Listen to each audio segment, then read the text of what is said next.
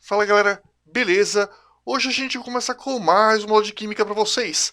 Antes, porém, pessoal, eu queria deixar um recado. Inscrevam-se no nosso canal no YouTube, porque só assim você vai ficar a par de todas as nossas novidades. Beleza, pessoal? Vamos lá, gente, papel e caneta na mão. Um detalhe importantíssimo: a qualquer momento que você achar necessário, pause o vídeo e leia o quadro. É isso mesmo. É muito importante que você mesmo ou você mesma faça uma leitura completa dos assuntos aqui presentes, porque química ambiental, galera, é leitura. Inclusive, eu gostaria de pedir para vocês que criem o hábito de ler jornais, revistas, saibam o que está acontecendo de maneira geral no mundo, pois tudo que tem relação com o ambiente pode acabar virando uma questão de química, inclusive química ambiental. Voltando, a química ambiental, ela vai estudar os agentes responsáveis pela degradação do ambiente e friso, nem sempre a degradação do ambiente vai ser provocada por ação humana. A gente vai falar um pouquinho disso daqui a pouquinho. Outra coisa importante, galera, é que existe um estudo muito parecido realizado tanto pela geografia quanto pela biologia, ou seja, no ensino médio, a questão ambiental vai ser preocupação de 3 disciplinas: a geografia, a biologia e a própria química. A diferença, como eu disse, é que a química vai ter uma preocupação maior com quem causa, não necessariamente com relação à questão dos seres vivos. E agora, pessoal, um detalhe óbvio: é impossível, numa única aula, citar todos os exemplos, casos, situações em que a química ambiental vai ser abordada. É importante que, conforme eu disse no comecinho, você busque material complementar, principalmente pelo fato desta ser uma disciplina muito fácil e que na média todo mundo sabe. Ou seja, quanto mais você souber acerca da química ambiental, mais você vai se destacar em relação aos seus concorrentes. Continuando, gente, vamos lá, focos. A gente vai falar sobre 3 aspectos que influenciam o meio ambiente na nossa abordagem química, que são a poluição, a energia e a própria reciclagem. A poluição nós vamos detalhar um pouco mais ao longo dos próximos quadros. A energia nós veremos como os recursos energéticos afetam a nossa vida. E, finalmente, na questão da reciclagem, nós veremos como ela adota uma postura positiva na reutilização de embalagens, na destinação correta de resíduos, por exemplo, na criação de fertilizantes a partir dos resíduos orgânicos que muitas vezes vão parar em aterros sanitários. Mais uma vez, galera, um lembrete: a cada fim de quadro, como esse, eu recomendo que você pause o vídeo e que leia por conta própria todo o assunto presente no quadro, para que você possa melhorar o seu aprendizado e aumentar a sua fixação acerca do assunto. E vamos lá, poluição, gente. A poluição vai ser um desequilíbrio, contaminação, provocado principalmente, mas não unicamente, pela ação do homem. Pois é, que surpresa, né? E vocês vão conhecer os outros eventuais agentes poluidores que existem na natureza. Mas é bom enfatizar que nós estudaremos as seguintes formas de poluição: atmosférica, hídrica, poluição dos solos e poluição radioativa. Vamos falar um pouquinho mais de cada tipo de poluição nos próximos quadros. E é importante que vocês saibam que existem diversos tipos de agentes que causam a poluição: indústrias, veículos, o nosso próprio lixo, tanto o lixo doméstico quanto o lixo industrial. Em resumo, basicamente, os nossos consumos e as nossas ações diretas contribuem para a poluição. E agora, galera, aquela questãozinha polêmica: o homem não é o único agente poluidor. Eventualmente ocorrem emissões provenientes de vulcanismo, que são muito ricas em enxofre e que podem prejudicar o nosso ambiente, inclusive de forma catastrófica. Eu recomendo que vocês pesquisem acerca do vulcão Krakatoa. O nome está aparecendo no vídeo de vocês, para que vocês possam fazer uma complementação de aula a respeito da ação do vulcanismo. Um outro exemplo é aqui, ó, Lago Nyos, na África, que é um lago extremamente rico em gás carbônico, CO2. Em 1986, esse cara provocou uma grande tragédia. Através de provavelmente um processo de desmoronamento, houve uma desestabilização no lago que provocou a emissão de enormes quantidades de CO2 que acabou matando por sufocamento vários animais e pessoas próximos. Olha só. E vamos lá, gente, poluição visão geral. A poluição vai surgir dos processos industriais, da produção desenfreada de lixo, como a gente já havia dito nos quadros anteriores. Os próprios processos industriais, galera, ocasionalmente geram também resíduos indesejáveis, como por exemplo o vinhoto, que é um subproduto da produção de álcool. Eventualmente, esses resíduos, como esse cara aqui, ó, acabam sendo jogados nos rios, matando peixes e contaminando as águas.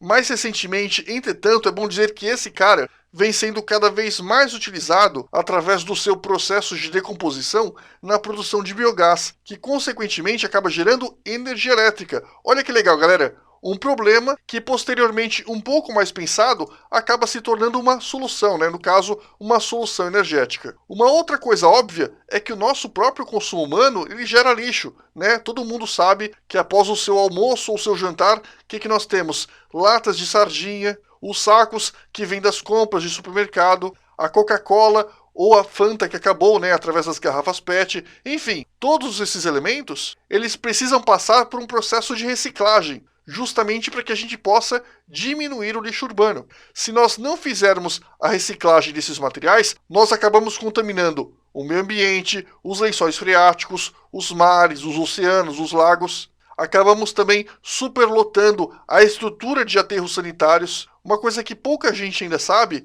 é que a decomposição da matéria orgânica presente nesses aterros sanitários gera um líquido escuro chamado de chorume. Esse líquido penetra o subsolo e vai justamente contaminar os lençóis freáticos, ou seja, inviabilizando a água de consumo e contaminando ainda mais qualquer rio ou lago que eventualmente se alimente desse lençol freático. Outra coisa, pessoal, a exploração de petróleo também tem comprometido a saúde ambiental. Como? Através do aumento de emissões de gases tóxicos. A gente sabe que a gasolina, por exemplo, vem do petróleo e a queima da gasolina nos carros provoca a emissão de uma série de gases, muitos deles responsáveis pelo efeito estufa, pela chuva ácida. Isso quando o próprio petróleo diretamente não provoca tragédias ambientais, como por exemplo, através do vazamento de navios petroleiros. E eu acredito que muita gente já deve ter ouvido falar daquele famoso navio Exxon Valdez, que foi um dos piores desastres ecológicos do mundo. Imagina manchas de óleo cobrindo milhares de quilômetros no oceano, prejudicando a pesca, matando aves marinhas, tartarugas, enfim, foi uma desgraça. Outra sugestão de pesquisa, Exxon Valdez. O nome também está aparecendo no vídeo de vocês. Pesquisem. Poluição atmosférica, galera. A poluição atmosférica, óbvio, né, é provocado por duas fontes principais, que são as indústrias e a própria queima de combustíveis fósseis, que vem dos veículos e das usinas termoelétricas. Vamos fazer uma pausa e vamos explicar o que é uma usina termoelétrica. A gente está acostumado no Brasil com as usinas hidrelétricas, que são as usinas que aproveitam a energia proveniente da queda dos rios. Já as usinas termoelétricas, como o próprio nome sugere, termo, ou seja, calor, elas aproveitam a energia térmica proveniente da queima de carvão, normalmente carvão. E como vocês devem perceber, claro, né, essas usinas também são muito poluentes. Além disso, a decomposição da matéria orgânica e os grandes rebanhos, eles vão contribuir para a formação de um gás chamado metano, que é um dos responsáveis pelo efeito estufa. Aí você me pergunta, Nerk, o que os grandes rebanhos têm a ver com o efeito estufa? Aliás, o que os grandes rebanhos têm a ver com a formação de metano? Galera, parece piada, muita gente vai rir, mas é verdade. Quando você tem uma grande concentração de rebanhos, por exemplo, de bois, vacas, ovelhas, etc., toda essa galera junta produz muita flatulência, o famoso pum. O pum de uma única vaquinha, lógico, não vai fazer grandes males ao ambiente, mas imagina o pum de centenas de milhares de vaquinhas, ou então os milhões de vaquinhas que existem em todo o mundo. É lógico que isso vai afetar negativamente a qualidade do ar, justamente pelo fato do gás metano, que é proveniente desse pum, ser um dos responsáveis pelo efeito estufa. E apenas deixando claro, através de todos esses processos que a gente citou, vários gases são liberados: o monóxido de carbono, o gás carbônico, o SO2, o NOx, que eu já explico, e CH4. NOx é uma forma, inclusive eu falei para vocês isso em óxidos, é uma forma genérica de você trabalhar com os óxidos de nitrogênio, porque são vários óxidos de nitrogênio que são gerados em diversos processos poluentes. Genericamente, a gente chama todos esses óxidos de NOx. E finalmente nós temos o próprio CH4, que é o metano, que, como eu já falei, é proveniente do pum do gado. E o monóxido de carbono, galera, que é representado por CO, vai vir da queima incompleta de combustíveis. Inclusive, eu deixo claro, quando você queima um hidrocarboneto puro, ou mesmo carvão puro, sem nenhum tipo de impurezas, os dois subprodutos da queima de carbono e de hidrocarbonetos são gás carbônico e água. E isso se nós tivermos a queima completa. Se nós tivermos a queima incompleta, nós teremos a formação do famigerado monóxido de carbono. Além disso, galera, as impurezas de enxofre, que estão muito presentes nos combustíveis fósseis, juntamente com os óxidos de nitrogênio, vão ser responsáveis por um outro problema que a gente vai falar daqui a pouquinho, que é o problema da chuva ácida. Uma outra coisa importante que é interessante que vocês pesquisem é a questão da Revolução Industrial.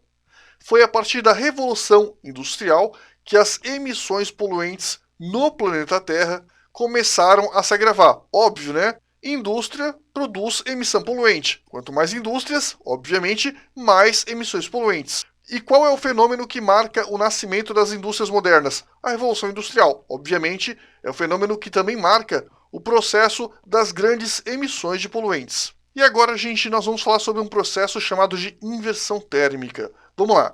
A gente sabe que o ar quente é mais leve que o ar frio, portanto ele sobe. Inclusive, vocês já viram aqueles balões coloridos enormes que possuem uma espécie de vela num bocal logo abaixo. E esse balão sobe justamente porque aquele bocal, aquela, entre aspas, coisa que parece uma vela, esquenta o ar dentro do balão.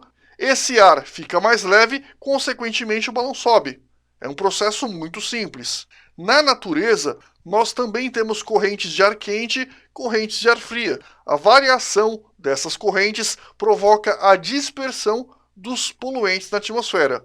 Agora eu pergunto para vocês, vamos supor que ocorra, entre aspas, uma certa espécie de acidente térmico na qual o ar frio, como aqui no caso, fique aprisionado por uma camada superior de ar quente. Consequentemente, a circulação do ar fica prejudicada e, obviamente, também fica prejudicado o quê? A dispersão dos poluentes. Ou seja, nos dias nos quais ocorrem a inversão térmica, aumenta o problema de doenças respiratórias, crises de bronquite, asma, alergia, justamente pelo fato desses poluentes se manterem concentrados nas camadas mais baixas do ar. Então é importante que vocês conheçam esse fenômeno. E vamos lá, gente, chuva ácida. Galera, antes de falar de chuva ácida, eu preciso falar uma coisa importantíssima para vocês. A chuva naturalmente já é ácida sem a ação humana.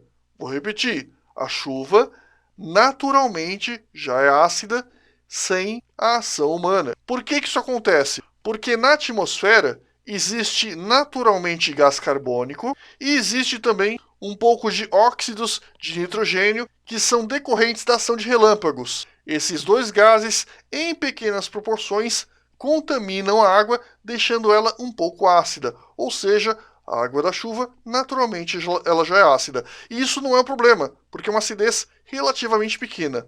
O problema vem do aumento da acidez da chuva. Isso sim tem consequências graves. Por quê? Porque quando você aumenta a acidez da chuva, isso provoca a corrosão de algumas estruturas feitas pelos seres humanos. Por exemplo, a corrosão de estátuas de mármore e várias ruínas históricas são prejudicadas pela ação da chuva ácida.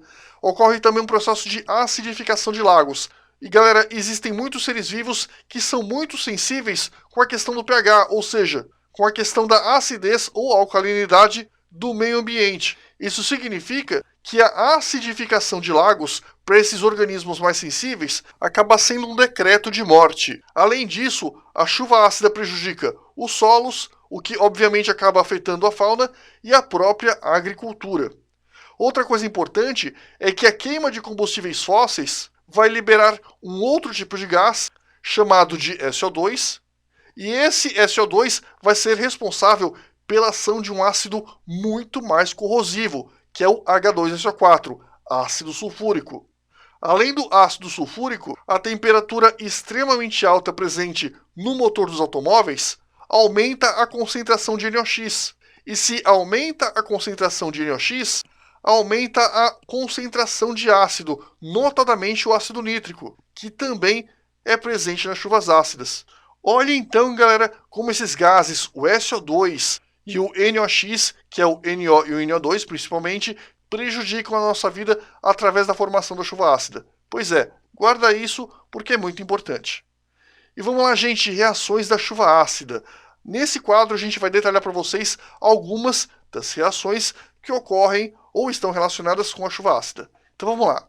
A acidez natural da chuva, ela ocorre pela combinação do gás carbônico e água. Quando o gás carbônico se combina com a água, é uma ligação instável, ou seja, ela não é duradoura, ocorre a formação do H2SO3. Esse ácido, como eu disse, ele é instável, ou seja, ele se decompõe de uma forma muito fácil. Além do CO2, que não causa grandes problemas, porque esse cara é um ácido fraco, nós temos também nas usinas termoelétricas, nas indústrias, nos veículos e até mesmo devido à ação do vulcanismo, olha quantos caras envolvidos, a presença de um grande vilão, o enxofre. E esse cara, galera, está relacionado à produção do ácido sulfúrico. Olha o que acontece, S mais O2 reagem formando SO2. Detalhe, presta muita atenção, S mais O2 significa o quê? Queima do enxofre. Então a queima, a combustão do enxofre, provoca a formação do SO2. O SO2, por sua vez, se combina com o oxigênio da atmosfera, fornecendo SO3. E olha que coisa, o SO3 finalmente se combina com o H2O, na forma de vapor também presente na atmosfera, e aí sim nós temos a formação do ácido sulfúrico, que ocorre de forma diluída na chuva ácida. E vamos lá, gente, o nitrogênio, que é gerado através de altas temperaturas nos nossos veículos, também vai ser responsável pela formação da chuva ácida através do ácido nítrico, HNO3. Então presta atenção, N mais O2, 2NO. Então o que acontece? Essa reação é uma reação muito difícil de ocorrer, tá, galera? Esse tipo de reação precisa de muita energia. E onde está essa energia? Justamente nas altas temperaturas que estão presentes nos motores elétricos. Esse tipo de reação é bom frisar que também ocorre naturalmente através de descargas elétricas. Só que, claro, existe muito mais carro que relâmpago no mundo. Os carros têm muito mais responsabilidade na formação do HNO3 que os relâmpagos que atingem a face da Terra. Então vamos lá. N2 mais O2 ocorre a formação de NO. Esse NO, por sua vez, reage com oxigênio, fornecendo 2NO2. Agora presta atenção, porque agora vem uma coisa muito interessante. O NO2 mais a água vai fornecer HNO3 e também HNO2, mas presta atenção nesse HNO2. Esse HNO2, ele se decompõe sozinho, fornecendo HNO3 novamente, fornecendo NO, que volta ao início do processo, e inclusive água. Ou seja, é uma sequência de reações extremamente negativas, todas elas convergindo para um ácido forte, que é o HNO3, que da mesma forma que o ácido sulfúrico, possui ação bastante corrosiva. Continuando, gente, catalisador veicular. O catalisador veicular, também chamado de conversor catalítico, vai ser uma peça que fica acoplada ao escapamento do veículo e possui o objetivo de diminuir as emissões poluentes. Por que existem as tais emissões poluentes? Porque, como a gente viu, no motor existem altas temperaturas, e essas altas temperaturas promovem a formação do NO e do NO2, que, como a gente viu no quadrinho anterior, favorecem a formação do ácido nítrico e agravando o efeito da chuva ácida. Pois bem, além disso, existe um outro processo que é o da queima incompleta. E a queima incompleta do combustível fornece monóxido de carbono, um gás também tóxico. Então, olha que legal, utilizando o catalisador, essas emissões de NO e NO2 são substituídas por emissões de N2, que não prejudicam a atmosfera. Vale lembrar, inclusive, que o ar que você respira é riquíssimo em N2, então não tem nenhum problema. E as emissões de monóxido de carbono são substituídas por CO2, gás carbônico, que é relativamente inofensivo para a atmosfera. Outra coisa importante é que, na verdade, o catalisador não faz milagre, ele apenas reduz, ele não vai eliminar completamente as emissões de gases poluentes. Isso por vários motivos. Os catalisadores, da mesma forma que as demais peças de qualquer veículo, eles possuem uma vida útil. Além da vida útil, esses caras também exigem manutenções e revisões constantes para garantir bom funcionamento. Além disso, podem ocorrer vazamentos que, claro, acabam prejudicando a qualidade do ar que a gente respira. Outra coisa importante, a gente vai falar agora sobre o famosíssimo efeito estufa. Galera, o que é o efeito estufa? Inclusive, eu recomendo para quem mora na região de Curitiba, existe uma estufa enorme e quando você entra nela, você já percebe a diferença de temperatura entre aspas, o mundo exterior e a parte interior da própria estufa. Mas é claro, você não precisa ir para Curitiba para saber o que é de fato o efeito estufa.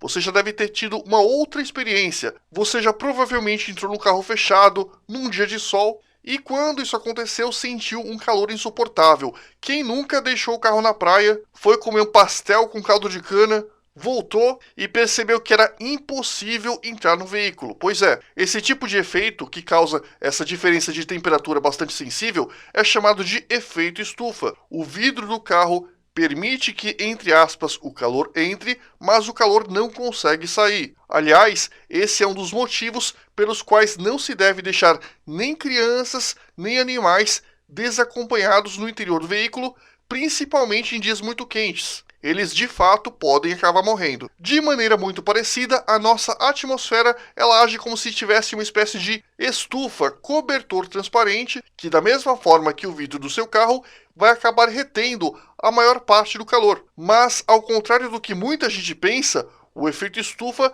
por si só não é uma coisa negativa.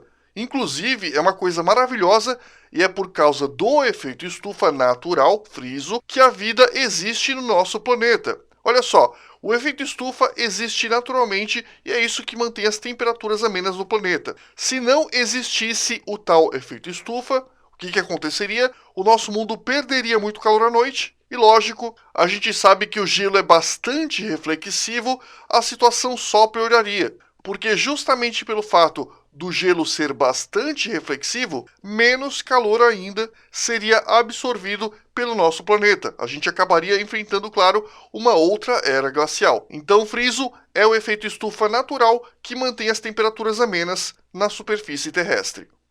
Outra coisa importante, galera, é a gente falar sobre o efeito estufa que é agravado pelas emissões de gases. Inclusive, existe um termo que é GEE. O que é GEE? Quando vocês lerem isso, essa sigla significa gases do efeito estufa. E quais são os gases do efeito estufa?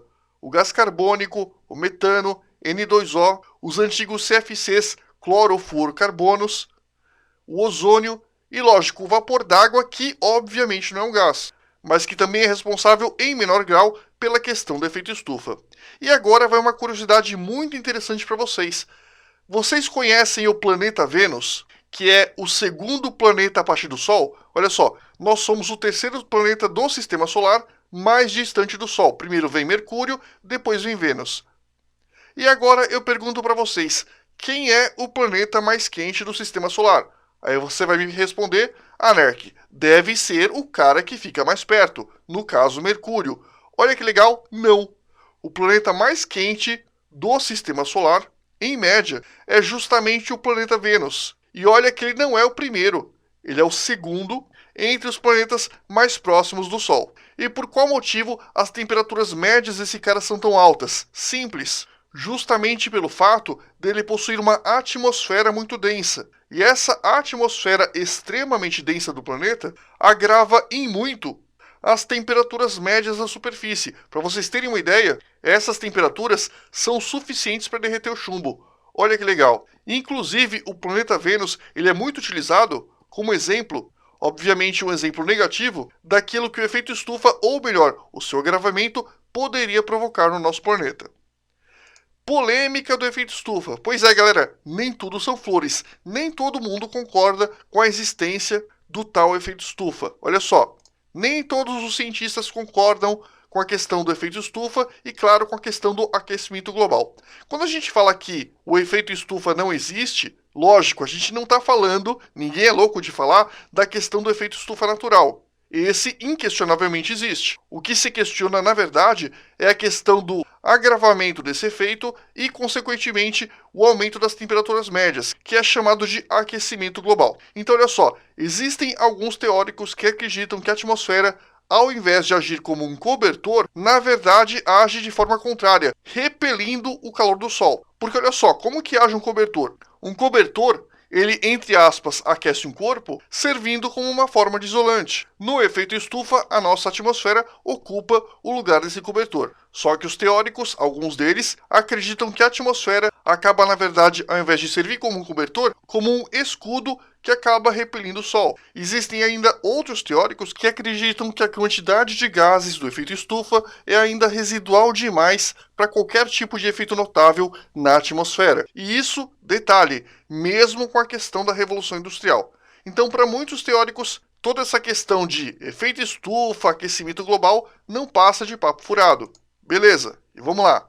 Existem também algumas teorias conspiratórias. Isso, pessoal, friso, muitas obras sérias não levam isso em conta. Da mesma forma, eu estou colocando isso aqui apenas a título de curiosidade. Obviamente não vamos levar isso em conta. Então olha só, em 99, como vocês sabem, foi ratificado o chamado Protocolo de Kyoto.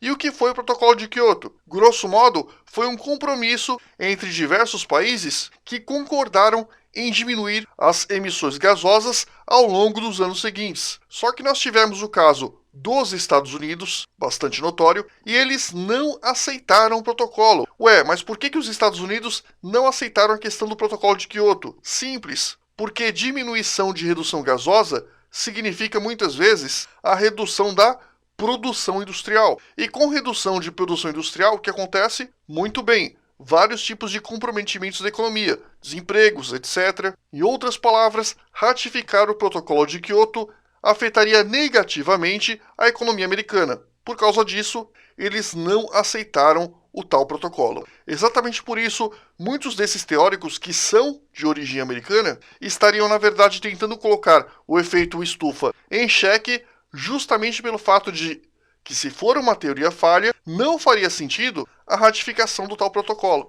E finalmente, galera, uma coisa importantíssima. Apesar de todas essas polêmicas, o Enem e os principais vestibulares brasileiros evitam citar ou cair neste tipo de polêmica. Exatamente por isso, para efeito de exame, o efeito estufa ele deve ser considerado. E por fim, claro, o Brasil foi um dos países que realmente acabaram assinando o protocolo de Kyoto. E vamos lá, gente, poluição hídrica. O que é poluição hídrica? É a poluição dos rios e lagos. Não só rios e lagos, mares também, oceanos. Enfim, toda e qualquer massa líquida. Então vamos lá.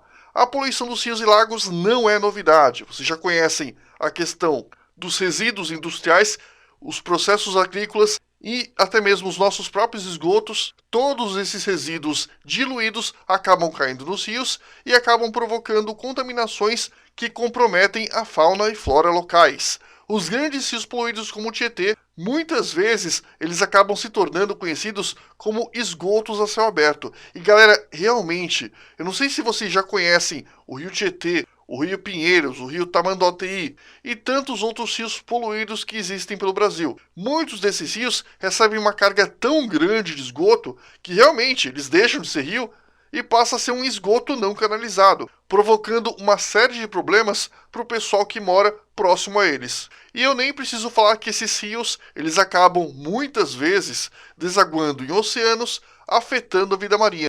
Todos os esgotos, resíduos, agrotóxicos, etc., são levados pela chuva e aumentam nos rios a concentração de fosfatos e nitratos.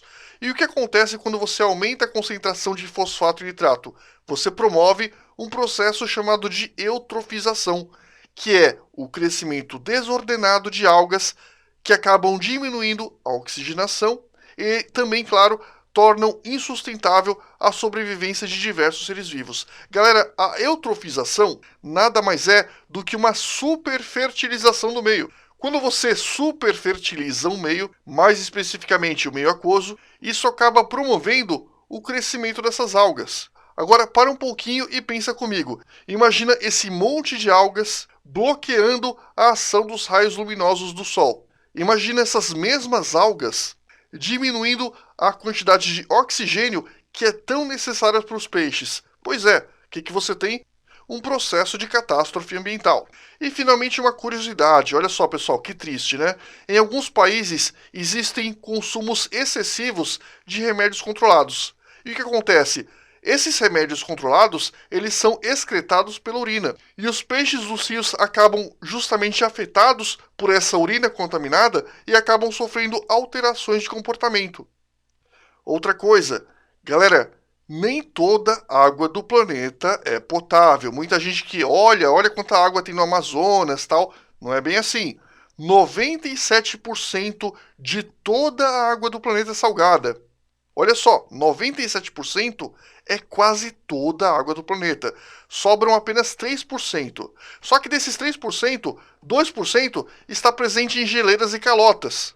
E do 1% que sobra, que é o que você utiliza para consumo, boa parte está comprometida justamente pela questão de esgotos e outros tipos de resíduos. Poluição hídrica, alguns casos notáveis, inclusive alguns deles já foram temas de vestibulares. Então olha só, o DDT, galera, foi muito utilizado como pesticida e também no combate aos mosquitos. Inclusive, esse cara era maravilhoso para o combate de mosquitos. O problema é o seguinte, é que o DDT ele tem efeito cumulativo. Ele se acumula nas camadas de gordura do ser humano. Não só do ser humano, como também de peixes e de outros animais. Guarda essa informação porque ela é muito cobrada. De novo, o DDT ele se acumula nos tecidos humanos, notadamente na gordura. Beleza? Então olha só, além de possuir o efeito cumulativo, como se não bastasse, esse carinha ele está muito associado a diversas formas de câncer. Pois é, DDT dá câncer.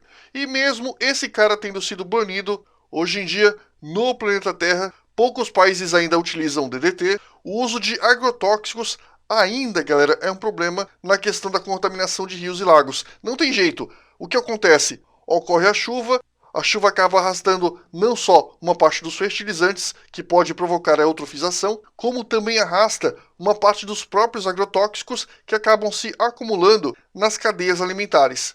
E olha que coisa triste, no Brasil nós temos um dos maiores índices de consumo de agrotóxicos do mundo, e aqui as coisas mudam muito lentamente, tanto é que até bem pouco tempo atrás o Brasil ainda utilizava DDT. Olha que desgraça. Outra coisa, gente, mal de Minamata.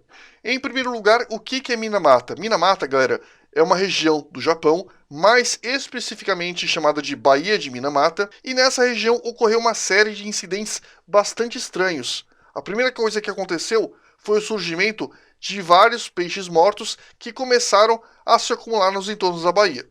Maravilha, a gente sabe que gato gosta de peixe, e o que aconteceu? Os gatos começaram a consumir esses peixes mortos, e eles começaram a mostrar problemas motores gravíssimos. E claro, mudanças de comportamento que a gente normalmente não observa em gatos. Depois desses dois problemas iniciais, as próprias pessoas da região de Minamata começaram a apresentar quadros de psicose, problemas mentais e até mesmo nascimentos de crianças com deformações físicas. Olha que coisa horrível, gente. E aí você me pergunta, ué, beleza, Nerk, entendi tudo isso, mas o que estava provocando toda essa desgraça na Baía de Minamata? Olha só, como essa baía ela vivia da atividade pesqueira, era muito provável que o consumo de peixes estivesse relacionado com o problema. Posteriormente descobriu-se que uma indústria local, que ficava próximo da Baía de Minamata, jogava em suas águas quantidades absurdas de mercúrio.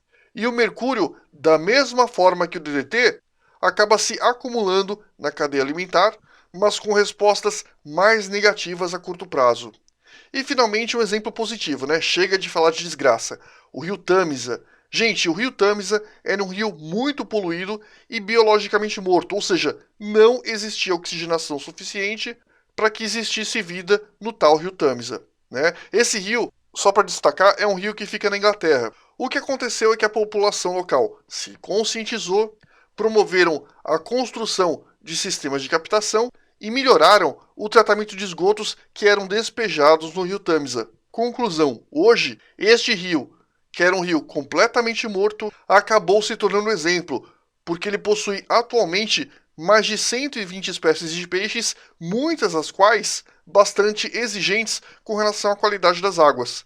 Isso significa que os nossos próprios rios brasileiros, como o Tietê, entre muitos outros, podem perfeitamente passar pelo mesmo processo de despoluição e se tornarem novamente ambientes ricos em vida. Beleza, gente? Outra coisa, pesquisem a respeito do DDT, do mal de Minamata e do rio Tamisa. Esses três assuntos são recorrentes. De vez em quando caem, inclusive pode cair até no Enem, beleza?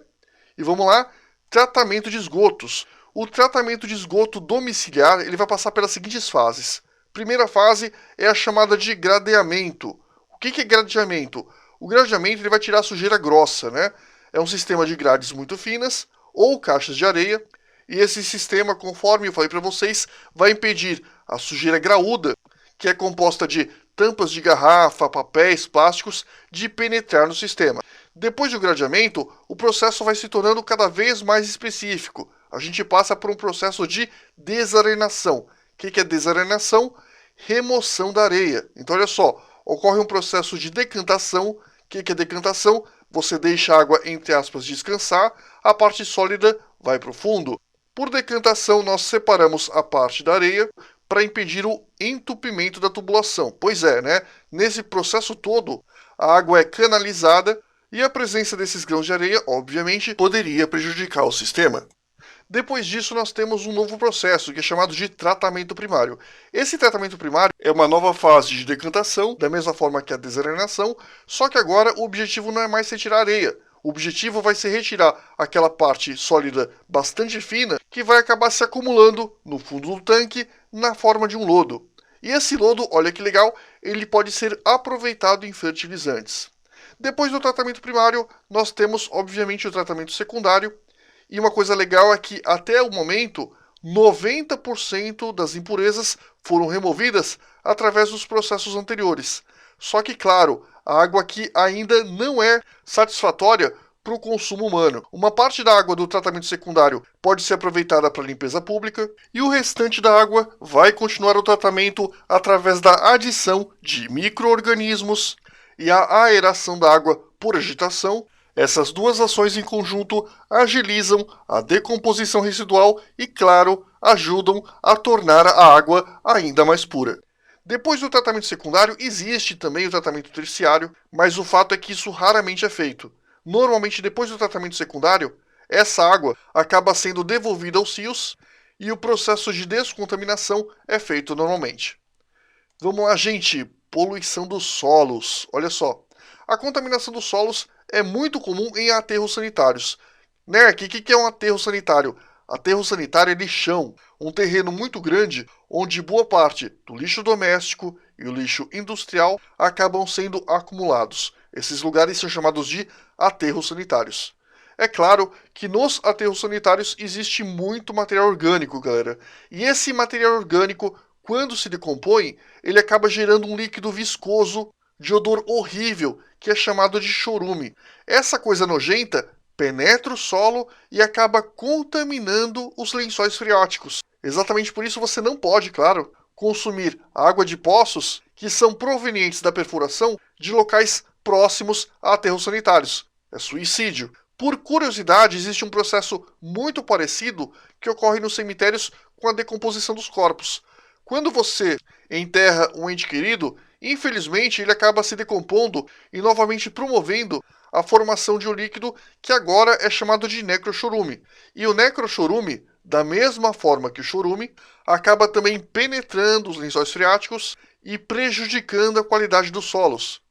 Voltando um pouquinho, Com relação aos aterros sanitários, não é só a questão dos materiais orgânicos que é um problema.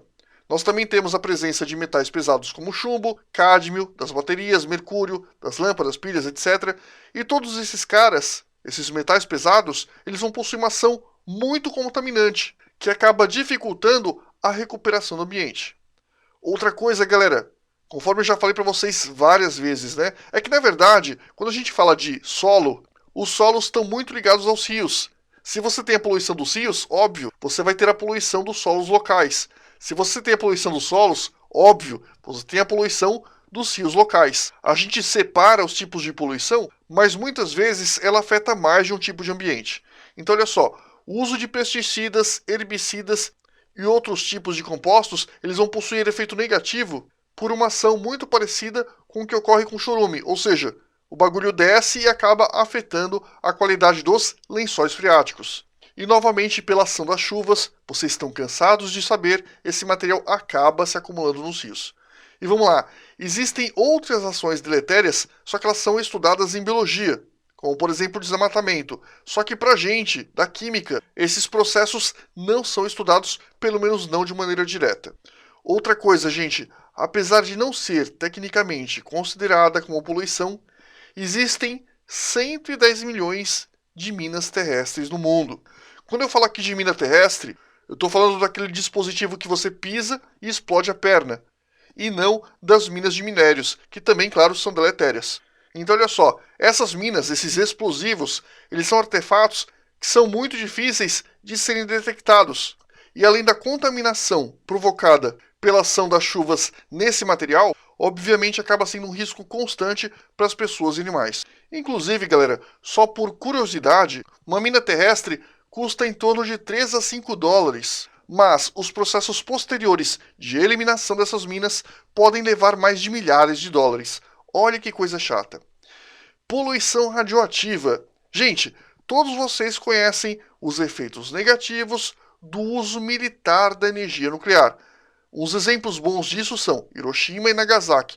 Todo mundo conhece, ou pelo menos deveria conhecer, os efeitos das bombas atômicas lançadas tanto em Hiroshima quanto em Nagasaki. Se você não conhece, eu recomendo que vocês pesquisem a respeito. Mas, além desse efeito óbvio de poluição, a gente também tem os casos muito discutidos da questão da energia nuclear, principalmente nos casos em que as hidrelétricas ou termoelétricas são pouco viáveis. Hidrelétrica, lembrando, energia proveniente das águas, termoelétrica, normalmente proveniente de carvão, né? Mas basicamente da queima de combustíveis fósseis.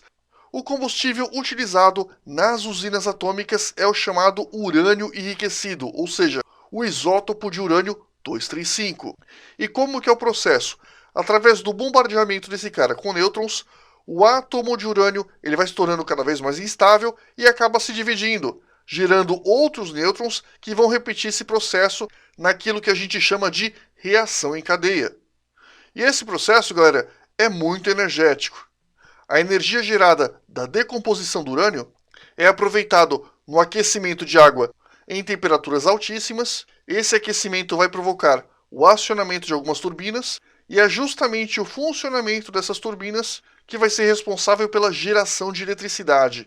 É um processo tecnicamente bem simples. É claro que essa água superaquecida precisa ser posteriormente resfriada. Normalmente, as usinas nucleares são construídas próximas a regiões de rios, lagos ou até mesmo mares, regiões nas quais a oferta de água é bastante abundante. Só que, claro, isso acaba gerando um problema ambiental. Qual o problema? Galera, pensa comigo. Essa água extremamente quente é jogada no ambiente.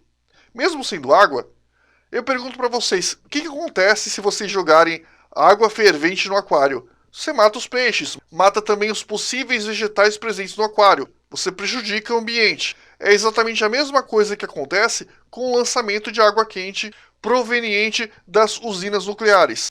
Os entornos da usina acabam ficando sem vida. Ao contrário do que se costuma pensar, apesar de tudo isso, o lixo obtido no processo é bastante pequeno. Claro, se a gente comparar com outras formas de produção de energia. Outra coisa importante, eu não estou falando que energia nuclear ela não é perigosa e que o lixo é limpinho. Não! O lixo ele é extremamente tóxico e extremamente poluente. Só que, claro, ele é massivamente pequeno e facilmente acomodável. Exatamente por isso, o processo de produção de energia nuclear, se bem controlado, o que cá entre nós quase nunca acontece, acaba produzindo pouco impacto no meio ambiente. A questão da água superaquecida, já falei. Vou falar agora da questão óbvia dos riscos. Galera, é perigoso? Extremamente perigoso. Tanto é que nós tivemos casos como os de Chernobyl, Fukushima no Japão, e ambos foram dois desastres nucleares seríssimos. Exatamente por isso, a opinião pública costuma ter grande aversão em relação à produção energética proveniente da energia nuclear. Agora imagina, como se não bastassem todos esses problemas, existem no nosso planeta países de política instável, por exemplo, a Coreia do Norte, quem que nunca ouviu falar? E na Coreia do Norte, a construção de usinas nucleares é vista de maneira negativa. Por quê? Galera, se o país detém tecnologia para construir uma usina nuclear, ele necessariamente detém a tecnologia para a criação de bombas atômicas. E bomba atômica, conforme nós vimos em Hiroshima, Nagasaki, são verdadeiras desgraças. E ninguém quer ver mais um genocídio acontecendo no nosso planeta. Então tá aí para vocês as principais questões envolvendo a poluição radioativa. E agora a gente vai falar um pouquinho sobre energia. Gente, a produção energética não tem jeito. Ela vai afetar o meio ambiente em maior ou menor escala, inclusive as chamadas energias limpas. As chamadas energias limpas também promovem poluição em maior ou menor grau, sempre. Olha só, nos próximos quadros a gente vai falar a respeito das fontes não renováveis, que são combustíveis fósseis e energia nuclear, ou seja, fontes de energia que são bastante poluentes, e as chamadas fontes renováveis, que são fontes não tão poluentes assim, mas que acabam poluindo, que são a energia solar, a hidrelétrica, eólica, geotérmica e a famosa biomassa. Outra coisa, existem outros tipos de fontes, a gente não está falando de todas, mas nós estamos falando das principais. Com a pesquisa adicional, claro, você pode perfeitamente pesquisar a respeito de outros tipos de energias, como por exemplo a energia das ondas. E vamos lá, combustíveis fósseis. Quando nós falamos de combustíveis fósseis, nós vamos estar falando de três caras: do petróleo, do gás natural e do carvão mineral. Por que fóssil, galera? O petróleo que nós consumimos, o gás natural, o carvão mineral, são resultantes da decomposição orgânica de seres vivos, e esse processo friso leva milhões de anos. Como eles levam milhões de anos, obviamente a taxa de consumo não acompanha a taxa de produção. Exatamente por esse motivo, esses recursos naturais vão ser chamados também de não renováveis. Olha só, o petróleo. O petróleo ele teve sua origem da decomposição do plâncton, gás natural, da decomposição da matéria orgânica primitiva e finalmente o carvão mineral, que é a principal fonte de eletricidade do mundo através das usinas termoelétricas, é proveniente da decomposição de árvores e outros vegetais. Guarda essa informação, porque ela muitas vezes é cobrada também em exames. Outra coisa, galera, os combustíveis fósseis atualmente são considerados um retrocesso. Por quê? Por vários motivos. Primeiro, porque eles são poluentes. Segundo, porque eles vão acabar. Inclusive, as próprias iniciativas brasileiras que envolvem a produção de petróleo através da exploração do pré-sal são vistas por muita gente como não um grande avanço, mas como um grande passo para trás, como um grande retrocesso. Exatamente por esse motivo, cada vez mais existem novas tecnologias que buscam um aproveitamento mais racional das chamadas fontes de energia renovável. A gente vai falar disso daqui a pouco. Vamos falar um pouquinho sobre o petróleo. Galera, o petróleo é a mistura de líquidos mais importante que existe, obviamente, do ponto de vista econômico. Esse cara vai ser matéria-prima para combustíveis, já sabe disso, solventes, corantes, plásticos, enfim. A gente pode falar que a exploração do petróleo revolucionou a nossa vida não só na questão energética, como também na utilização de matéria-prima para a fabricação de novas substâncias que simplesmente revolucionaram o mercado de novos materiais. Apesar disso, o petróleo possui uma série de problemas, e eles começam na própria extração. A gente sabe que nas plataformas marítimas existem riscos de vazamento. Inclusive, em 2010 teve um vazamento no Golfo do México que foi uma verdadeira dor de cabeça. Ele demorou muito tempo para ser controlado e provocou impactos ambientais de proporções gigantescas. Só para vocês terem uma ideia, cerca de 5.000 tartarugas marinhas de várias espécies, todas ameaçadas de extinção, morreram devido ao vazamento. Vou repetir, 5.000 tartarugas marinhas. Olha que desgraça. Além disso, como se não bastasse, o próprio transporte do petróleo também é problemático. Eu gostaria que vocês pesquisassem a respeito de um petroleiro muito famoso chamado Exxon Valdez, que até hoje é muito lembrado como uma das piores catástrofes ambientais que o mundo já viu. O vazamento de petróleo desse cara provocou a morte de diversos animais na costa do Alasca. Pesquisem a respeito do Exxon Valdez, porque ele também é tema recorrente. Além do problema do petróleo em si, existe um outro problema na fabricação de plásticos, que são utilizados em embalagens e em outros tipos de produtos também. Agora eu quero que vocês façam um esforço mental e pensem nas sacolas de mercado, nos copinhos de café, inclusive as famosas garrafas de Coca-Cola e outros refrigerantes. Imaginem então todos esses famosos plásticos jogados indiscriminadamente nas vias públicas, nos esgotos, nos próprios bueiros. O que acontece? Eles acabam agravando a situação das enchentes. Um outro problema seríssimo é a questão dos plásticos nos mares. Galera, os plásticos, quando colocados nos mares, pela ação do sol, eles acabam se fragmentando. A maioria dos plásticos é extremamente sensível à ação dos raios ultravioleta. E eu pergunto para vocês já se cortaram com garrafa PET? Eu já. É igual uma navalha de fazer barba.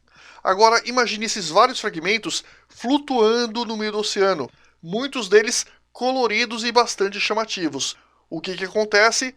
Os peixes acabam consumindo, as tartarugas marinhas, muitas aves também. E esse material, galera, não é digerido.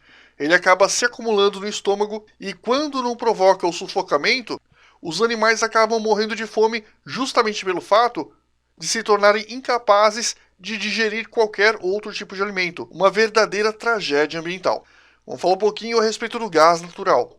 O gás natural, galera, é o combustível fóssil menos poluente que existe. E detalhe, friso, menos poluente não quer dizer não polui, quer dizer que polui menos em comparação aos outros combustíveis fósseis. Então olha só, o gás natural pode ser extraído de fontes de petróleo, mas também em fontes próprias. Ele é proveniente da decomposição anaeróbica, ou seja, na ausência de ar, de vegetais e animais, ao longo de milhares de anos. E a principal composição do gás natural é o metano. Ele é considerado, conforme eu disse, a forma menos poluente dos combustíveis fósseis. Outra coisa legal é que esse cara é muito barato. Tão barato que o nosso país recentemente passou a investir em veículos baseados em gás natural. Inclusive, existem, claro, os veículos flex que utilizam mais de um combustível. Vale a pena dar uma pesquisada também. E olha só, atualmente existe um acordo entre o nosso país e a Bolívia para a exploração do transporte do gás, justamente pelo fato da Bolívia ser também uma grande produtora de gás natural. Só que assim, a Bolívia produz gás natural, mas ela não tem mercado consumidor. O Brasil, ao contrário, é um grande mercado consumidor. Exatamente por isso, existe um processo de acordo de canalização do gás boliviano e através da canalização, esse gás é redirecionado para grandes centros urbanos responsáveis por mais de 70% do consumo energético brasileiro. Olha que legal. Inclusive, quando vocês quiserem, pausem o vídeo, anotem aquilo que vocês acharem mais importante e friso, esse tipo de matéria é muito textual. Vamos lá. Carvão mineral. É importante que a gente diferencie o carvão mineral do carvão vegetal. O carvão vegetal, ao contrário do carvão mineral, é um recurso natural renovável. É poluente, friso, mas é renovável. Aí você me pergunta, mas por que nós vamos explorar o carvão mineral se existe o carvão vegetal? Simples, porque o carvão mineral ele possui muito mais qualidade, principalmente se nós falarmos dos carvões de alto teor de carbono, como antracito, do que os equivalentes vegetais. Daí a importância estratégica desse tipo de carvão. Outra coisa, pessoal, existem alguns países que são extremamente ricos nesta forma de carvão. Inclusive, mais uma vez, esse cara foi um dos responsáveis pela Revolução Industrial que ocorreu na Inglaterra. E vamos voltar. O carvão mineral, galera, ele vai ser originário principalmente de árvores e outros vegetais da época do Carbonífero e do Permiano. E lógico, devido ao prazo de formação, exatamente por isso, né, ele é um recurso não renovável. Uma coisa legal também é que apesar de limitadas, apesar de ser um recurso não renovável, as reservas mundiais são muito grandes. Inclusive tão grandes que existem perspectivas de que elas podem atender ao consumo mundial de forma plenamente satisfatória nos próximos séculos. Dá-lhe chuva ácida e dá-lhe efeito estufa. E vamos lá, o carvão mineral, galera, ele vai ser classificado de acordo com o teor de carbono. Conforme eu disse para vocês, o melhor carvão mineral é o antracito. Em ordem crescente, do pior para o melhor, nós temos a turfa, lignito, a hulha e o antracito, que é o melhor dos carvões. As maiores aplicações, conforme eu já disse, vão ser nas termoelétricas, na produção de energia elétrica através da queima de carvão e nas próprias indústrias. Outra coisa, vamos lá. Existem vantagens relativas devido ao custo do carvão. Ou seja, a produção de energia em termoelétricas é muito, mas muito barato. E o carvão, conforme a gente já viu, ele é muito, mas muito presente. Apesar de limitado, as reservas atuais são muito grandes. Apesar disso, não é de bom tom, não é saudável para o meio ambiente a gente pensar no nosso futuro baseado na utilização desse cara. Por quê? Porque ele é poluente. Conforme eu disse, normalmente o carvão mineral ele é contaminado com enxofre. E o enxofre, conforme vocês já sabem, contamina o ar e agrava o problema da chuva ácida através da formação de ácido sulfúrico. Como se não bastasse, o processo de extração desse cara é feito por mineração. E o processo de mineração é bastante agressivo, sendo, por si só, um processo poluente. Energia nuclear. A gente já falou sobre a questão da poluição radioativa, isso é um detalhe. Agora a gente vai falar sobre a questão da energia nuclear. A gente vai, claro, acrescentar mais alguns dados para vocês. Nós não estamos repetindo o tema. Então, olha só. No Brasil, cerca de 3% de toda a energia produzida vai ser de origem nuclear. E isso acontece graças às usinas de Angra 1 e Angra 2, responsáveis por esse tipo de produção no Brasil. Existe também a Angra 3, mas eu friso, a Angra 3 ainda está em construção. Mas é claro, quando esse cara estiver pronto, nós teremos um incremento de produção de energia nuclear em comparação com outras formas de energia que são feitas em território nacional. Outra coisa importante, galera, nós temos também a utilização de usinas termoelétricas, notadamente na região sul do Brasil, justamente pelo fato das nossas grandes reservas de carvão também estarem no sul do país, notadamente em Santa Catarina. O carvão mineral é relativamente abundante no estado de Santa Catarina. E vamos lá. Apesar de alguns pequenos vazamentos e outros acidentes, um outro ponto de pesquisa para vocês é o acidente de Goiânia. Anota no caderno, pesquisar a respeito do acidente de Goiânia que aconteceu na década de 80. Esse acidente, ao contrário da maioria, não foi provocado por uma falha numa usina, mas sim através de uma cápsula de Césio-137 proveniente de um aparelho de radioterapia. E olha que coisa curiosa, apesar desse aparelho conter apenas alguns gramas de césio, 13 mil toneladas de lixo atômico foram gerados. E muitas pessoas morreram devido à radiação desse cara. Continuando, gente, energia solar. Galera, energia solar, eu vou jogar a real para vocês. Hoje em dia, a questão do aproveitamento da energia solar na verdade acaba sendo um mito. Por quê? Muita gente fala, ela é muito promissora, só que atualmente é impossível aproveitar de maneira adequada a energia solar. Por que eu estou falando isso? Porque os painéis utilizados, eles ainda são muito caros. E como se não bastassem, além de caros, eles são pouco eficientes. Mesmo que você forre todo o telhado da sua casa com painéis solares, nós ainda vamos ter a questão do problema de baterias. Olha só, A energia solar funciona de dia, então, obviamente, para que você possa utilizar essa energia à noite, você vai precisar de baterias. E essas baterias, adivinha, muito bem, elas também têm uma vida útil e utilizam elementos tóxicos, alguns metais pesados, na sua composição. Ou seja, na atualidade, a energia solar é um mito. O uso dela ainda, infelizmente, é proibitivo. Mas existem, claro, frisando, para ser bastante justo, uma série de pesquisas muito promissoras, e essas pesquisas servem tanto para aumentar a eficiência dos painéis, quanto também para diminuir o custo dos mesmos. Já existem projetos de carros solares, aviões solares, os fornos solares que utilizam uma engenharia independente estão sendo utilizados de forma muito satisfatória na África, mas ainda esse cara só vai dar certo provavelmente daqui a alguns anos. E vamos lá, energia hidrelétrica. Galera, é legal a energia hidrelétrica, é uma energia relativamente limpa. A energia hidrelétrica, para quem não sabe, ela utiliza o potencial hídrico, o potencial das águas. Então você tem uma grande massa d'água armazenada numa barragem. Essa grande massa movimenta as turbinas e essas turbinas acabam gerando a energia elétrica. Nos países onde grandes bacias hidrográficas são constantes, como por exemplo Brasil e Canadá, o uso da energia hidrelétrica é bastante satisfatório, porque a água é de graça, o fluxo de água relativamente é constante, o preço da energia é muito baixo, é uma fonte renovável, não existe geração de lixo, pelo menos não existe geração muito considerável de lixo do processo, mas é claro, nem tudo são flores, existem problemas. Um dos problemas está presente na implantação da própria usina. Quando você implanta uma usina hidrelétrica, você modifica os cursos d'água. Você promove inundação de certos terrenos. Muitas vezes você tem que tirar pessoas das suas casas para que grandes terrenos sejam inundados, justamente para que as barragens possam ser construídas. Ou seja, o processo inicial, o processo de implantação da hidrelétrica, ele é bastante destrutivo.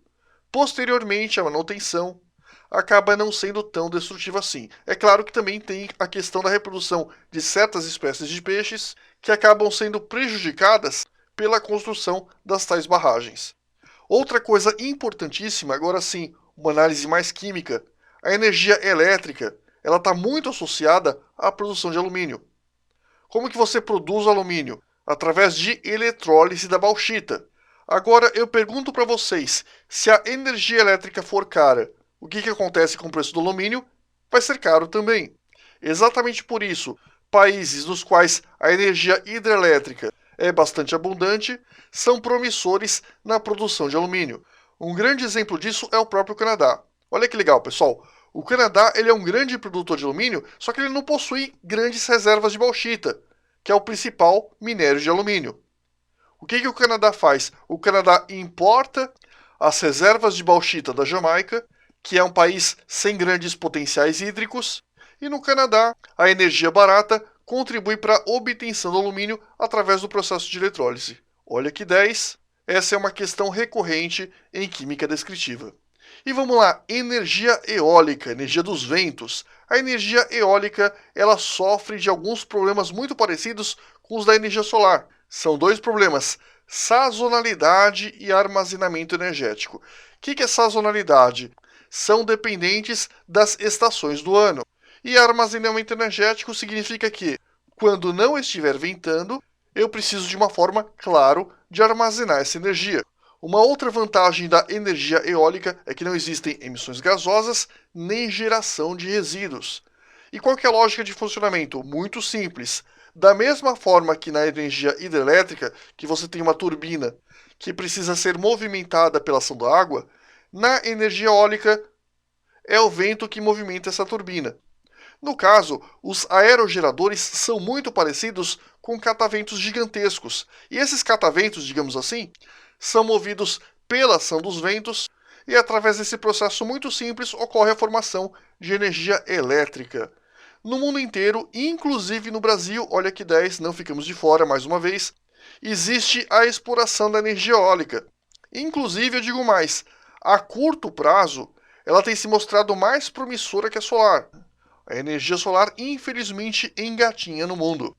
Mas é claro que, novamente, nem tudo são flores. Existem problemas. E quais são os problemas da energia eólica? Primeiro, faz um barulho desgraçado.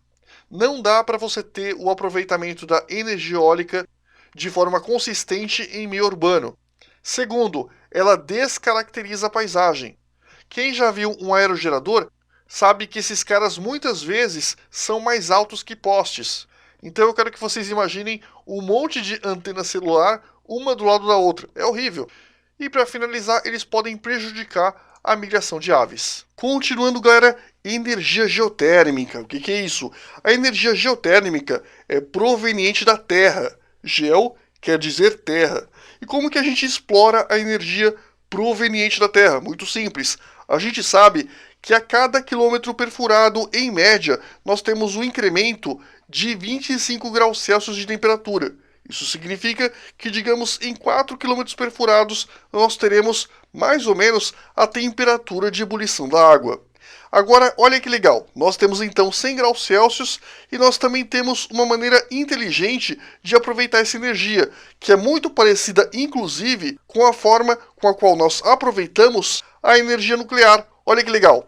Nós temos o seguinte, através da utilização de água nas perfurações, essa água tranquilamente ultrapassa os 100 graus Celsius, justamente por causa das enormes pressões de grandes profundidades. E o que acontece? Muito bem, ocorre a formação de vapor. E esse vapor, por sua vez, vai ser responsável pela movimentação de algumas pás.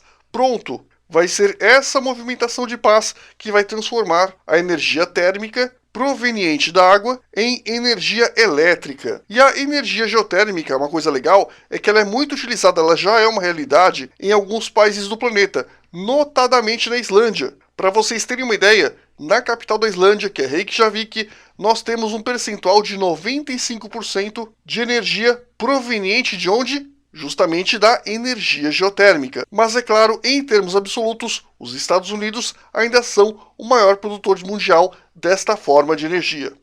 Outra coisa, ela não é muito poluente. Mesmo havendo a emissão de alguns gases tóxicos, como H2S, elas são ainda muito baixas se comparadas a outras formas de exploração energética, como por exemplo a queima dos combustíveis fósseis que a gente acabou de ver. Um outro ponto negativo da energia geotérmica é que o custo de instalação e de exploração é muito caro. Imagina perfurar, digamos, 3, 4 quilômetros. Não é uma coisa barata. E como se não bastasse, ainda existe o risco de colapso do terreno local. E a gente tem como exemplo um acidente que ocorreu na Nova Zelândia que provocou o colapso do terreno local, que chegou a afundar 14 metros. Por último, os nossos irmãos portugueses, mais especificamente nos Açores, estão tendo muito sucesso com a exploração da energia geotérmica. Para se ter uma ideia, na ilha de São Miguel, que faz parte dos Açores, 25% da energia produzida vem da energia geotérmica.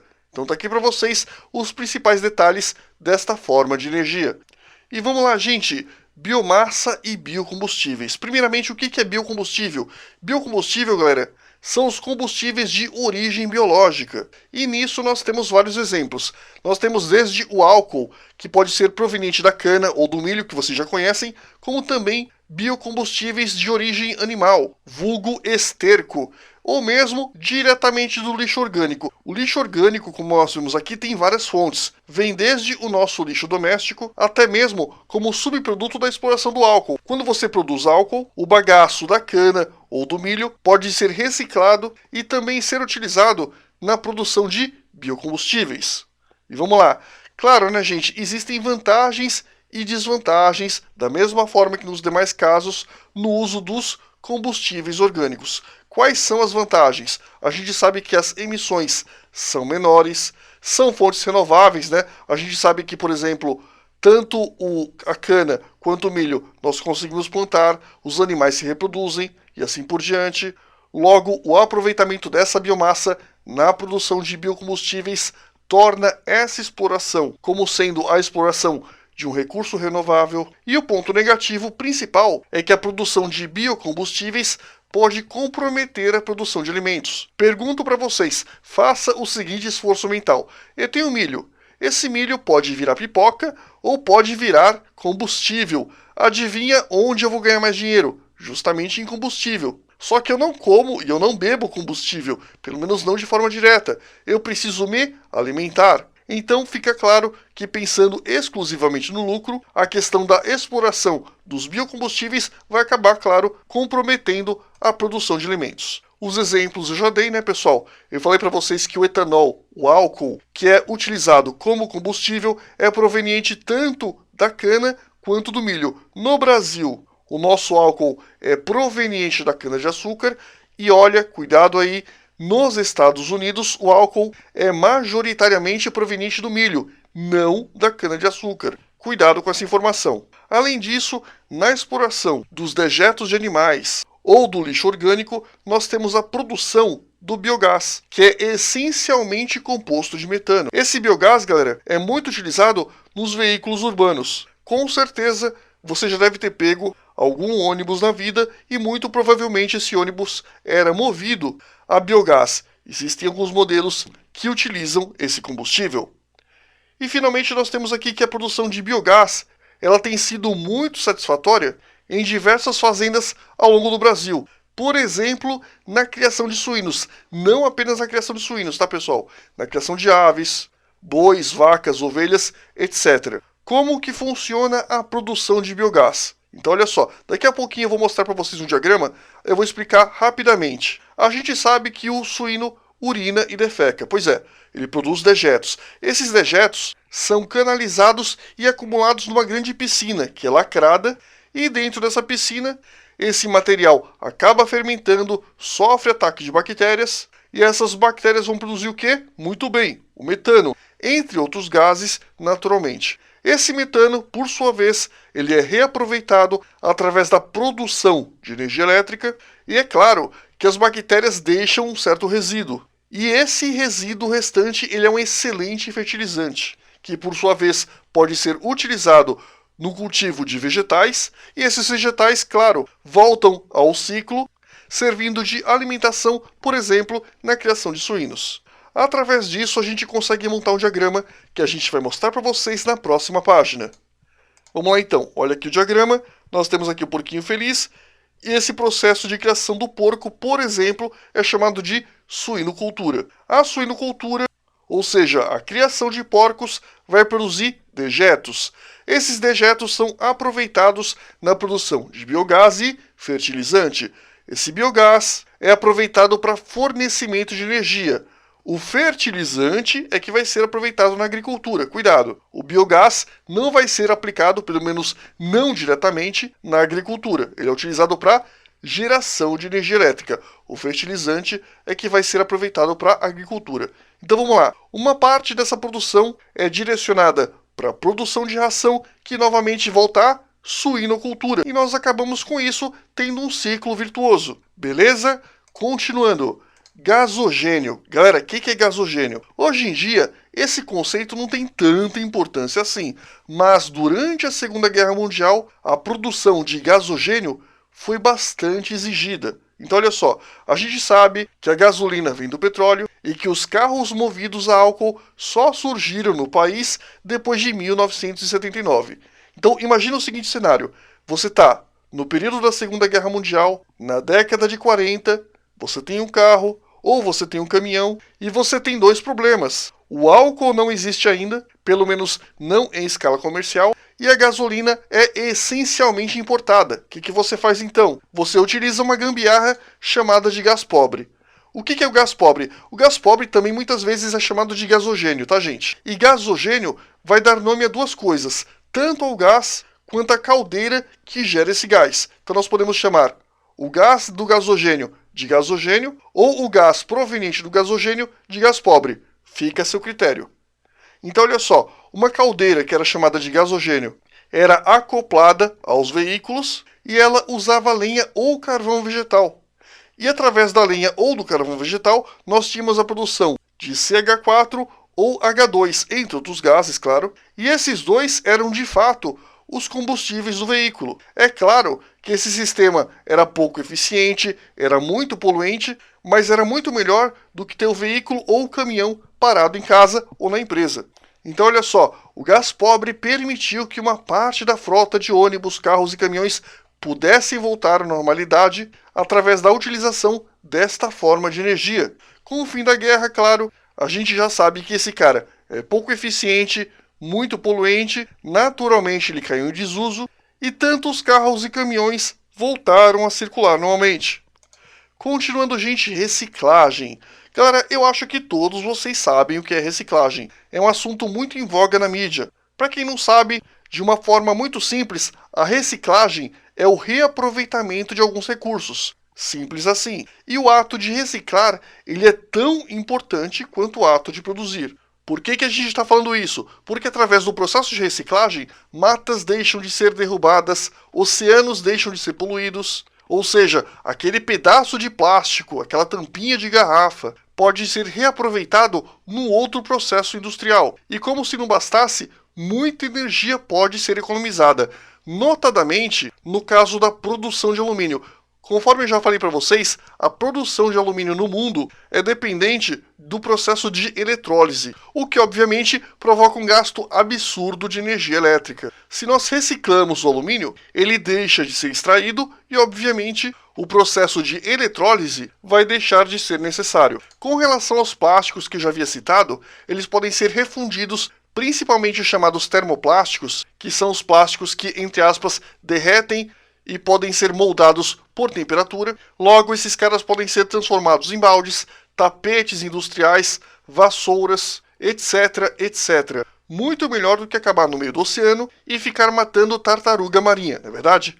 E vamos lá, vidros e metais. Os vidros e metais também podem ser refundidos e reaproveitados. E os materiais orgânicos do lixo, por exemplo, as cascas de frutas, os restos de alimentos, eles podem ser colocados em biodigestores e através da decomposição do processo de fermentação, eles fornecem biogás. E esse biogás, conforme eu falei para vocês num dos quadros anteriores, é utilizável muito bem, no transporte público de muitas cidades. E como se não bastasse, o material que sobra dessa decomposição ainda pode ser utilizado como uma forma de fertilizante. E se você utiliza matéria orgânica como fertilizante, você está diminuindo a produção de ácido sulfúrico, diminuindo a produção de ácido fosfórico, ácido nítrico, que são bastante tóxicos e muito utilizados na indústria de fertilizantes. Olha que legal. O único problema da reciclagem hoje é justamente a falta de logística, ou seja, não existe vontade pública suficiente, as pessoas não contribuem. Quantas vezes você, por exemplo, pegou um pedacinho de plástico e colocou na latinha de papel ou de metal? Pois é, isso acaba atrapalhando o processo de reciclagem. No Brasil, galera, infelizmente ainda existe muita desinformação e, infelizmente, em muitos casos, má conduta da própria população. Quantas vezes você já não viu, por exemplo, latinha de Coca-Cola, latinha de Pepsi jogado no meio da rua? Pois é, absurdo. Já nos países do primeiro mundo, em alguns casos, existem multas pesadas para esse tipo de descarte irresponsável. No Brasil, como sempre, infelizmente, as coisas continuam engatinhando. E vamos lá, galera, outras soluções. Uma das soluções possíveis para diminuir a poluição ambiental, obviamente, diminuir o processo de consumo. Só que, claro, isso não é uma coisa fácil. Pelo menos a gente tem que diminuir o nosso desperdício, ou seja, aumentar o aproveitamento. Com isso, reduzindo a produção de lixo e, claro, conscientizar outras pessoas que a tarefa de cuidar do meio ambiente é de todos nós. Além disso, galera, se possível, tente desenvolver a cultura de levar as próprias sacolas. Sabe aquelas sacolas de pano? Pois é, essas sacolinhas de pano, elas são muito mais duráveis que as sacolas plásticas e o melhor, elas se decompõem de forma muito mais rápida. Outra coisa, evitar banhos longos e o desperdício de água. A água, conforme nós já vimos, é um recurso renovável, mas muito, muito limitado. Se todos nós consumirmos água de uma forma inconsciente, o que acontece? Nós acabamos promovendo o desabastecimento. Outra coisa que você pode fazer é levar o carrinho de compras até o porta-malas. Por que isso? Porque levando o carrinho de compras até o porta-malas, você evita a necessidade de utilizar as tais sacolas plásticas. Ou pelo menos, claro, friso, se isso não é possível, tente usar sacolas de algodão. Outra coisa que também confesso não é muito fácil, mas é sempre bom a gente dizer, aumente o uso da bicicleta. Tente evitar o uso dos veículos de passeio e dê prioridade aos veículos coletivos. Procure dar carona, lógico, a pessoas que você conhece. Não vai correr risco também em nome da consciência ecológica. Se você fizer tudo isso, ou boa parte dessas ações, no geral, você vai aumentar não só a sua qualidade de vida, como também a média da qualidade de vida da população em geral. Química verde. Vamos lá, galera, mudando um pouquinho de assunto, mas nem tanto. O que é química verde?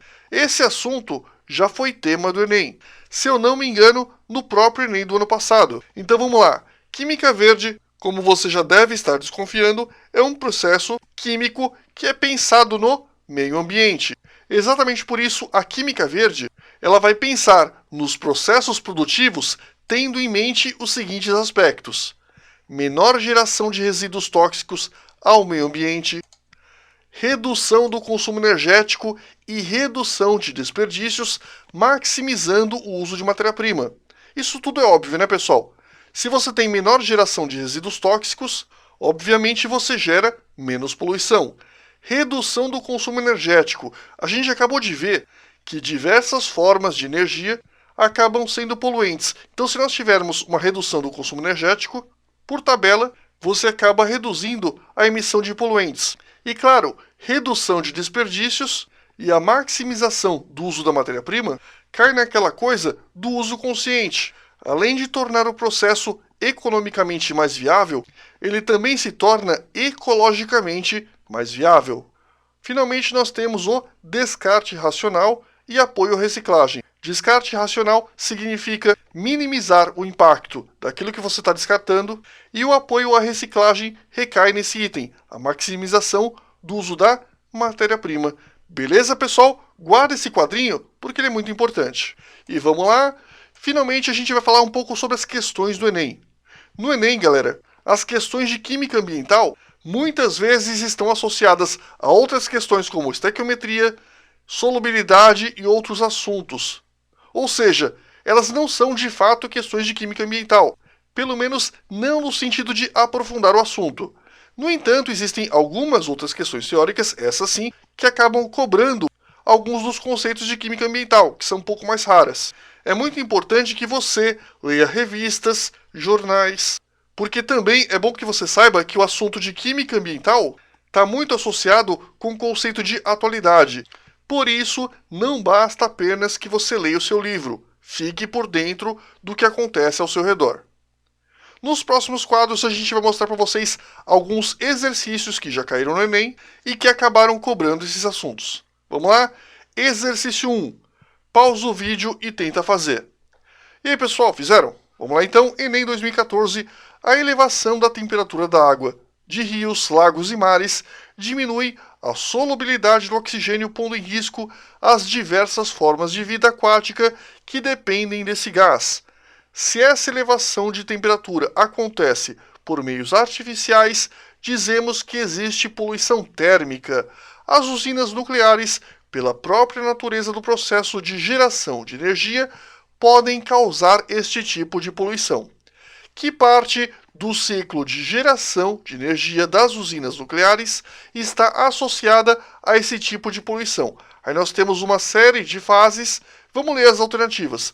Fissão do material radioativo, condensação do vapor d'água no final do processo, conversão de energia das turbinas pelos geradores, aquecimento de água líquida para gerar vapor d'água, lançamento do vapor d'água sobre as pás das turbinas. E aí, pessoal, qual vocês acham que é a alternativa correta? Posso fazer? Então vamos lá. A alternativa B, a condensação do vapor d'água no final do processo. Conforme eu havia dito para vocês, de maneira muito sucinta, as usinas nucleares elas são construídas próximas a rios, lagos, mares, ou seja, locais de fonte de água abundante. Pois é, por que isso? Porque no final do processo, a água superaquecida precisa ser resfriada. Obviamente, essa água superaquecida se transforma em vapor d'água, esse vapor d'água precisa se condensar, e para que essa condensação ocorra, obviamente, a água dos rios, mares e lagos entram em ação. Ocorre naturalmente uma troca de calor. Essa troca de calor provoca o aquecimento da água local, e é justamente o aquecimento desta água local responsável pela elevação da temperatura. Beleza? Alternativa B, exercício 2. Pausa o vídeo e tenta fazer. E aí, pessoal, fizeram? Vamos lá então. Enem 2014. Para impedir a contaminação microbiana do suprimento de água, deve-se eliminar as emissões de efluentes e, quando necessário, tratá-lo com desinfetante. O ácido hipocloroso, HClO, produzido pela reação entre cloro e água, é um dos compostos mais empregados como desinfetante. Contudo, ele não atua somente como oxidante, mas também como um ativo agente de cloração. A presença de matéria orgânica dissolvida no suprimento de água clorada pode levar à formação de clorofórmio, CHCl3, e outras espécies orgânicas cloradas tóxicas.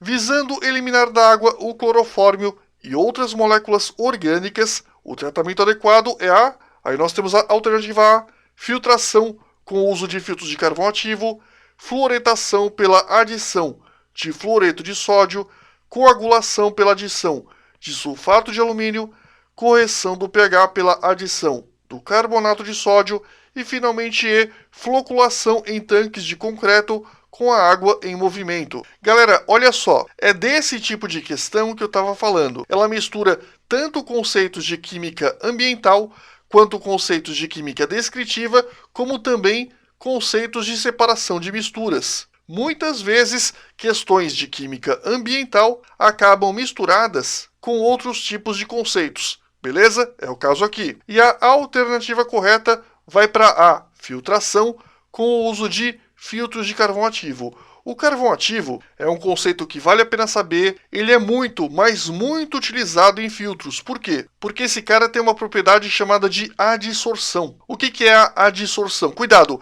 eu não falei absorção. Adsorção, com a letra D. Tá aqui, ó. Adsorção. O que é adsorção? É a capacidade de agregar certos tipos de substâncias em sua superfície. Essas moléculas orgânicas estranhas acabam sendo retidas na superfície do carvão ativo e, através desse processo, a água é purificada. Guarda esse conceito de adsorção do carvão ativo porque ele é muito cobrado em vestibulares. E vamos lá, exercício 3, pausa o vídeo e tenta fazer. E aí, pessoal, fizeram? Vamos lá. Enem 2015. Pesticidas são substâncias utilizadas para promover o controle de pragas. No entanto, após sua aplicação em ambientes abertos, alguns pesticidas organoclorados são arrastados pela água até lagos e rios e, ao passar pelas guelras dos peixes, podem difundir-se para seus tecidos lipídicos e lá se acumularem. Opa, eu falei disso, mas maravilha! A característica desses compostos responsável pelo processo descrito no texto aí nós temos as alternativas. No caso, pessoal, essa questão caiu agora no Enem 2015 e a resposta é a baixa polaridade, ou seja, tendência à apolaridade. A gente sabe que tecido lipídico é o quê? Gordura. E gordura é o quê? Apolar. Se gordura é apolar, ou seja, apresenta baixa polaridade. E se esses pesticidas têm afinidade por substâncias apolares ou de baixa polaridade, então, óbvio, a alternativa correta é a alternativa A, baixa polaridade. Inclusive, galera, aqui nós temos um outro exemplo de questão de química ambiental que, no fundo, não é uma questão de química ambiental. Beleza? Então, nós ficamos com a alternativa A. Continuando, pessoal, exercício 4. O exercício 4 tem duas partes. Então tá aqui a primeira parte, pausa o vídeo, dá uma olhada. E agora nós temos a segunda parte, pausa o vídeo, dá uma segunda olhada. E aí, pessoal, já viram tanto a primeira parte quanto a segunda parte? Então maravilha, vou resolver. Posso resolver? Resolvendo. Enem 2015, galera, exercício extremamente fácil. A química verde permite o desenvolvimento tecnológico com danos reduzidos ao meio ambiente, e encontrar rotas limpas tem sido um grande desafio. Considere duas rotas diferentes utilizadas para a obtenção de ácido adípico, um insumo muito importante para a indústria têxtil e de plastificantes. Nós temos a rota tradicional marrom e a rota verde. A rota tradicional marrom, vamos ver. Nós temos esse monte de processos até chegar ao ácido adípico, mais CO2, mais N2O. Vamos dar uma olhada. Pegamos esse cara, nós aquecemos com cobalto a 180 graus Celsius, depois, olha só, cromo, lavagem cáustica, depois ácido nítrico, 120 graus Celsius, depois a formação de CO2 e N2O. Não tá legal isso, né, gente? Primeiro, observa a quantidade de processos. Nós temos aqui um processo, 2 processos, 3 processos para chegar no que eu quero. Aqui, ó, na rota verde, eu tenho um processinho só. Ou seja, na rota verde, eu tenho uma maior economia energética. Menos processos, obviamente, a tendência é de uma maior economia de energia. Segundo, olhe os produtos CO2 e N2O. Efeito estufa, chuva ácida e chuva ácida. Não é legal. E aqui, ó, água, tranquilo. Ou seja, além de tudo, na rota verde, supondo que haja um aproveitamento de 100% ou muito próximo disso do ácido adípico, a água não é tóxica. Com base em tudo isso, vamos ver as alternativas. Que fator contribui positivamente para que a segunda rota de síntese seja verde em comparação à primeira? A. Etapa única na síntese. Por que etapa única na síntese? De cara, né? Porque permite um maior aproveitamento energético. Logo, nós temos a etapa única na síntese, alternativa A, como a resposta correta. Beleza, pessoal? Ufa, valeu então!